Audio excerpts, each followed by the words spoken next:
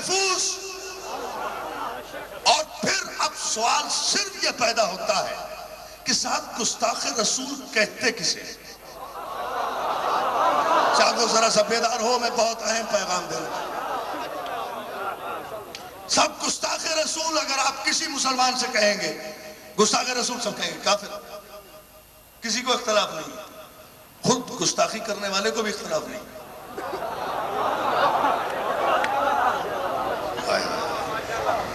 بھائی جب گستاخ رسول کافر ہے تو کافر کا احترام کیسا؟ بات تو کہہ گیا، آپ سمجھ نہیں رہے. جب گستاخ رسول کافر ہے تو کافر کا احترام کیسا؟ کافر کی عزت کیسی؟ کافر سے تو سفارتی تعلقات بھی نہیں ہوتے.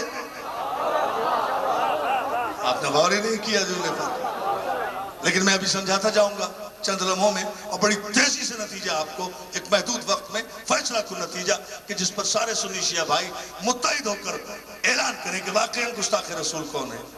مسئلہ صرف یہ ہے کہ جہاں تو کوئی گستاخ رسول اپنے آپ کو گستاخ ماننے کے لیے تیار نہیں، گستاخی کر رہے ہیں اور گستاخ ماننے کے لیے تیار نہیں، پیش کیے جا رہے ہیں بل.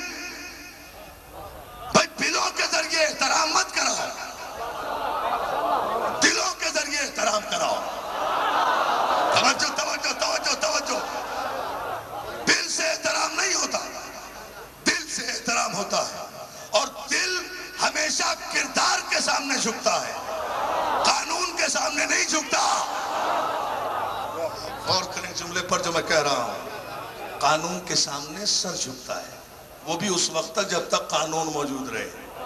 ادھر قانون کمزور پڑا، حکومت گئی، سر اٹھ گیا. لیکن جن آستانوں پہ دل جھک جائے نا، ان آستانوں کے شہنشاہ اگر نظروں سے بھی غائب رہے تو پھر بھی ان کا دربار اس طرح سجا رہتا ہے. توجہ ہے؟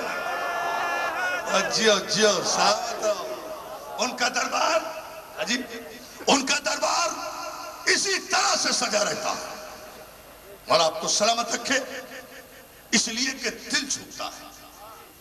اور عزیزان محترم، میرے تمام شیعہ سنی بھائی، اس جملے پر صرف آج کی اس جشن میں توجہ کر لیں تو ہم بارگاہ رسالت میں سرخرو ہو جائیں گے، اور مستحق شفاعت بھی انشاءاللہ.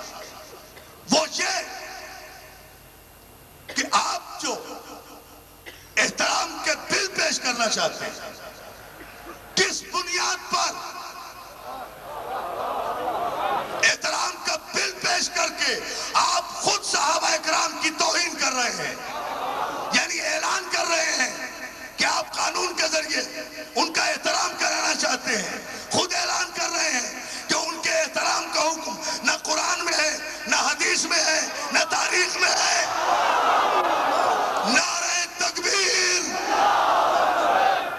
نہیں ایسے نہیں، ایسے نہیں. معزز سادات مومنین، ہاں، محسن نقوی صاحب کا یہ دویہ شعر میں خطیب عالم اسلام علامہ سید عرفان حیدر عابدی کی خطابت کی نظر کر رہا ہوں، اور آپ بھی یقیناً میری اس دعا میں شامل ہوں گے.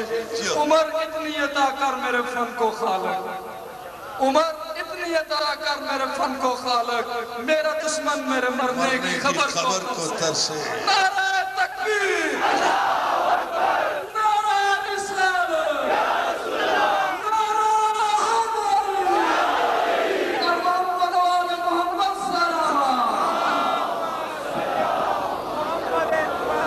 مولا کو سلامت رکھے. بس یہ منزل، اور میں اتحاد کا یہ نعرہ میرے بھائی نے جو لگایا نا، خوبصورت نعرہ. اتحاد کا نعرہ آپ کو نظر ہی میلاد میں آئے گا، اور میلاد کرتے ہی مسلمان ہیں. میلاد کرتے ہی مسلمان ہیں. یہ عید میلاد النبی ہے. اتنا فرق جانو، اتنا فرق سمجھ لو. احترام رسالت جو کرے گا نا وہی عید میلاد النبی کرے گا.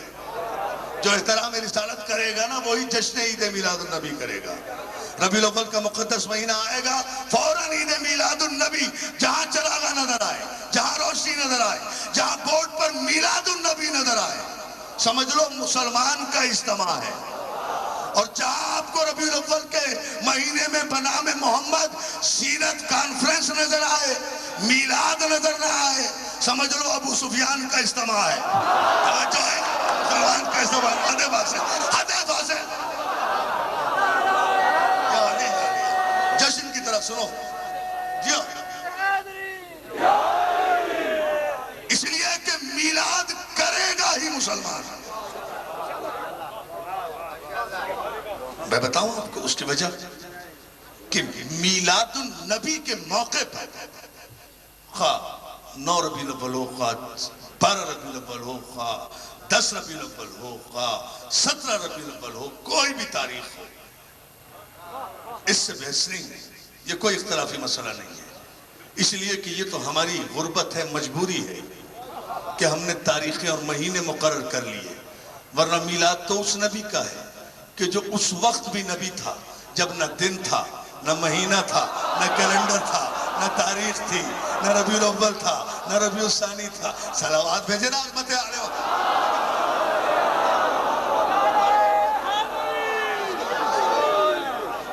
مولا آپ کو سلامت رکھے، دونوں ہاتھ بلند کر کے مولا آپ کو سلامت رکھے۔ بہت شکر گزار آپ کی خوبصورت علمی توجہ آپ اس وقت فرما رہے ہیں۔ یہ تو ہماری غربت ہے کہ چونکہ ہمیں بہر ذکر کوئی بہانہ چاہیے، اس لیے 10 بھی صحیح، 12 بھی صحیح، 17 بھی صحیح، 23 بھی صحیح، 25 بھی صحیح، ربیع الاول بھی صحیح، ربیع الثانی بھی صحیح، جمادی الاول بھی صحیح، جمادی الثانی بھی صحیح، رجب بھی صحیح، شعبان بھی صحیح، ہر مہینہ اس کا، ہر مہینہ اس کا، ہر سفینہ اس کا، ہر مدینہ اس کا۔ اس لیے کہ وہ ہر مہینے سے پہلے، ہر مدینے سے پہلے، ہر سفینے سے پہلے، ہر کیلنڈر سے پہلے، ہر گردش ماحول سے پہلے، جب کچھ نہ تھا یہ تھا، جب مہینہ نہ تھا یہ تھا، جب دن نہ تھا یہ تھا، جب رات نہ تھی یہ تھا، جب موسم نہ تھا یہ تھا، جب بہار نہ تھی یہ تھا، جب خزاں نہ تھی یہ تھا، جب چاند نہ تھا یہ تھا، جب آفتاب و مہتاب کی قندیلیں نہ تھی، نور محمد تھا، جب عرش کا شامیانہ نہیں تھا، نور محمد تھا، جب زمین کا فرش نہیں تھا، نور محمد تھا، جب کہکشاں نہ تھی، نور محمد تھا، جب دریا میں روانی نہ تھی، نور محمد تھا، جب سمندر میں طغیانی نہ تھی، نور محمد تھا، جب سلسبیل میں جولانی نہ تھی، نور محمد تھا، جب جنت کی خوشبو نہ تھی، نور محمد تھا، جب آدم آب و گل کے درمیان تھا، نور محمد تھا، جب کائنات عدم میں تھی، نور محمد تھا،